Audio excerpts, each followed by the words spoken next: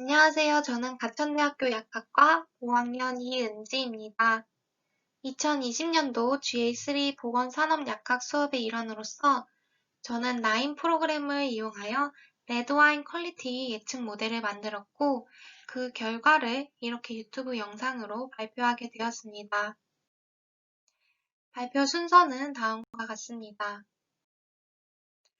저는 와인 퀄리티 데이터 세트 중 레드와인에 관한 데이터를 사용하였고 데이터 포인트는 1599, 베리어블은 12개입니다. 오른쪽 상단 표에 각 베리어블에 대해 나와 있는데 퀄리티 변수만 데이터 타입이 인티저고 나머지는 모두 더블 데이터입니다. 와인 테이스팅은 기본적으로 눈으로 보고 향을 맡고 맛을 보는 순서로 진행됩니다.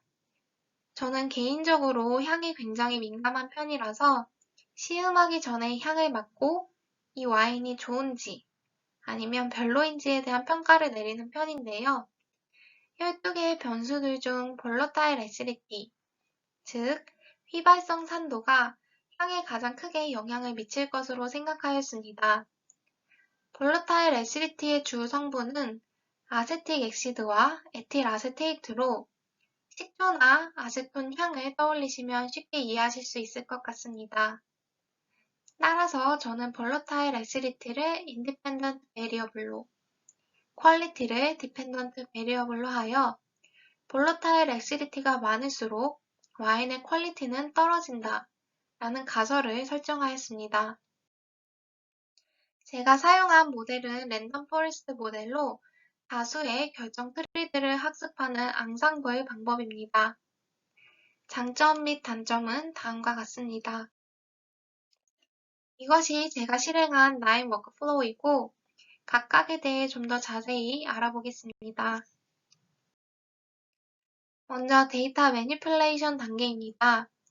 제가 원하는 퀄리티의 분포 범위를 확인하기 위해 스타티스틱스 노드를 사용하였습니다. 그 결과 퀄리티는 0부터 12까지 범위 중 3부터 8에 한정해서 나타났고 이마저도 불균등한 분포를 나타냈습니다. 퀄리티 5, 6, 7에 비해 3, 4, 8에 해당하는 데이터 수는 각각 10개, 53개, 18개로 전체 1599개의 데이터에서 차지하는 비중은 거의 없다고 볼 수 있습니다. 이렇게 바이어스된 데이터라는 사실을 인지하는 것이 굉장히 중요한데 이는 디스커션의 어큐리시 부분에서 같이 확인하도록 하겠습니다. 다음으로 룰 엔진 노드를 사용해서 제가 설정한 가설에 맞게 데이터를 조작하였습니다. 퀄리티가 제일 작은 3을 No, 이 와인을 마시지 않겠다 라는 의미이고 4를 Bad, 5를 Full, 6을 평균이라는 의미의 Fair, 7을 Good, 마지막으로 8을 Excellent 라고 설정하였습니다.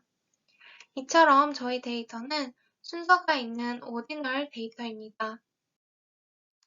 혹시나 데이터 매니플레이션 하는 과정에 있어서 미싱 데이터는 없는지, 제대로 매칭이 되어 있는지를 확인하기 위해 룰 엔진 앞 뒤로 밸류 카운터를 실행하였고 그 결과 제대로 분류됐음을 확인하였습니다. 본격적으로 랜덤 포레스트를 적용하기 위해 partitioning 노드를 실행하였는데요. 저는 트레이닝과 테스팅의 비율을 8대2로 설정하였고 5개의 시드 넘버를 부여하였습니다. 그 다음에 바로 랜덤 포레스트 러너에 연결하지 않고 저는 스무드라는 노드를 추가적으로 사용하였습니다. 이 노드는 Synthetic Minority Oversampling Technique 라고 해서 저처럼 바이어스된 데이터를 처리하는 노드인데요. 메이저가 아닌 마이너한 데이터 포인트를 가지고 인위적으로 데이터를 불려줌, 즉 로우를 증가시켜 줌으로써 전체 데이터 분포가 균일하게끔 만들어줍니다. 저는 기본 세팅 값인 nearest neighbor 5, oversample minority classes를 체크하여 실행하였는데 여기에 대한 추가적인 부분은 뒤에 디스커션에서 다루도록 하겠습니다. 스무드를 통해 데이터 포인트가 1599에서 3276으로 증가한 것을 확인할 수 있었고, 이는 아래처럼 로우 숫자 언더바 튜플 언더바 숫자로 표시됩니다. 오리지널 데이터에서 fair, full, bad가 메이저였고 good, no, excellent가 마이너였는데 스무트를 실행한 결과 6개의 카테고리 모두 전체 데이터에 대해 균일한 비중을 차지하고 있음을 확인하였습니다. 스무트에서 어떤 카테고리가 얼만큼 불려졌는지 확인하기 위해 로우 필터를 실행하였습니다. 로우 넘버가 1600 이후인 데이터만 분리해서 스태틱스틱스를 돌려본 결과 총 1677개의 불려진 데이터 중 노우가 538개, 엑설런트가 532개, 배드가 504개, 굿이 103개로 확인되었습니다. 마지막으로 랜덤 포레스트 러너에서 타겟 컬럼의 퀄리티 카테고리를 Attribute Selection에 제가 원하는 볼러타일 레시디티를 선택하고 노드를 실행하였습니다. 여기까지가 제가 실행한 과정에 대한 설명이었습니다. 다음은 밸리데이션 단계로 저는 트레이닝 데이터셋과 테스팅 데이터셋의 결과를 비교하는 방식으로 정리해 보았습니다. 먼저 어큐러시 부분인데요. 트레이닝 셋에서 각 시드 넘버별로 구한 정확도는 왼쪽에 표시하였고 가장 높은 어큐러시는 46.1%로 나타났습니다.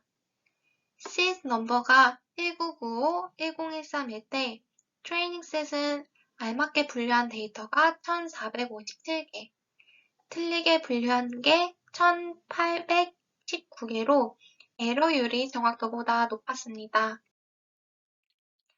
마찬가지로 테스팅 셋에 대한 정확도는 다음과 같고 가장 높은 어큐러시는 48.4%로 나타났습니다.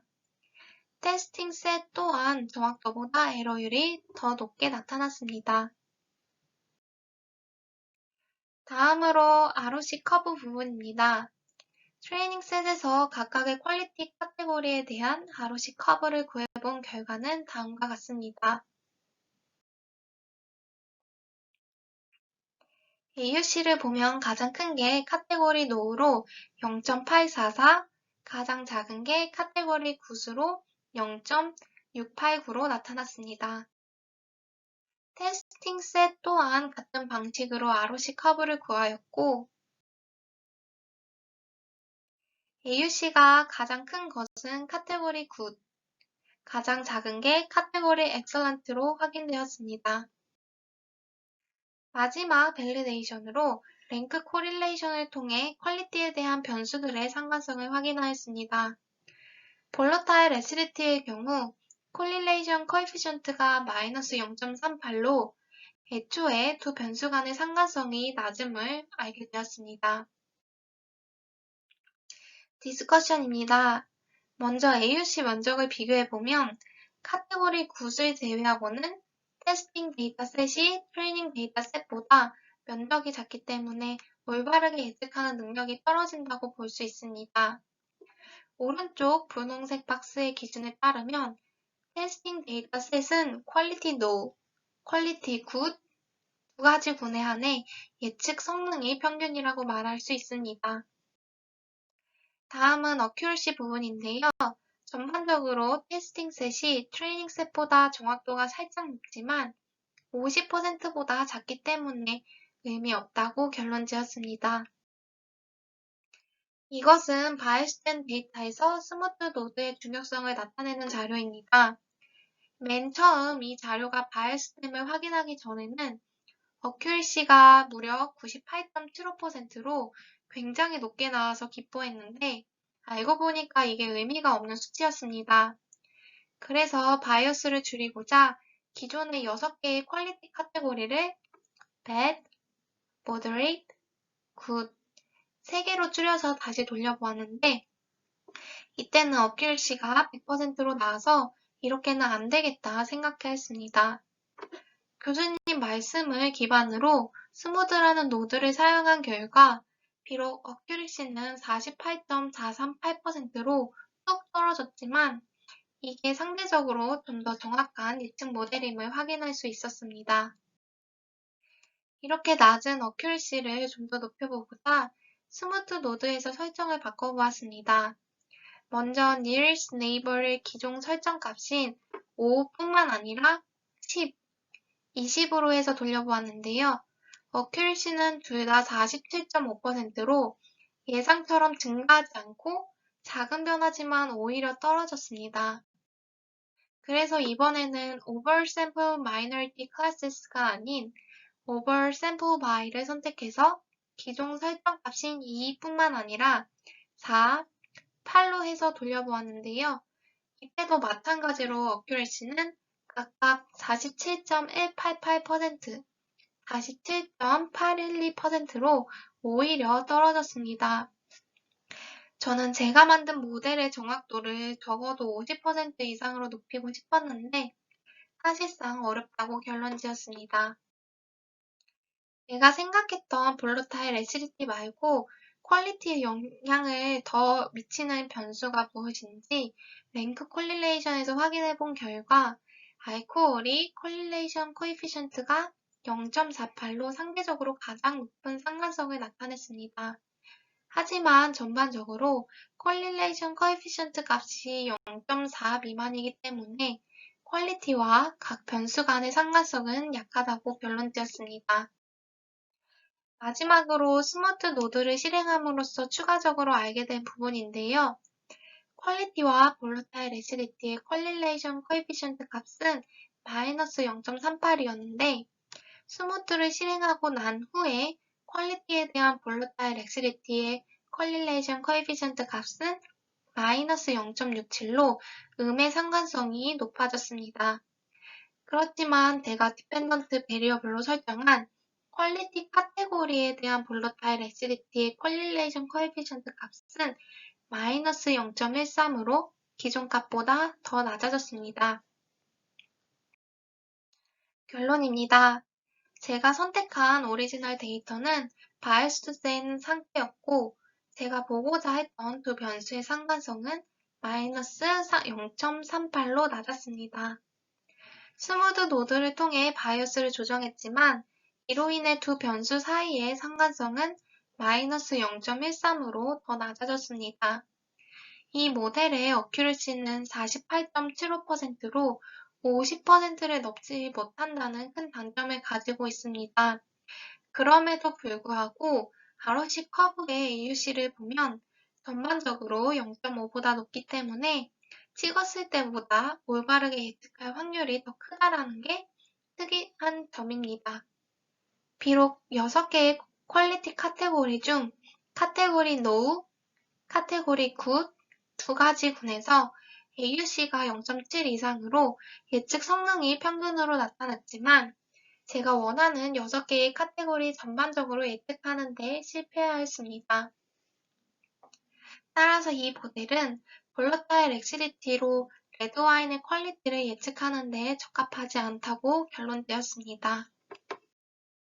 제가 참고한 자료들이고 이상 발표를 마치도록 하겠습니다.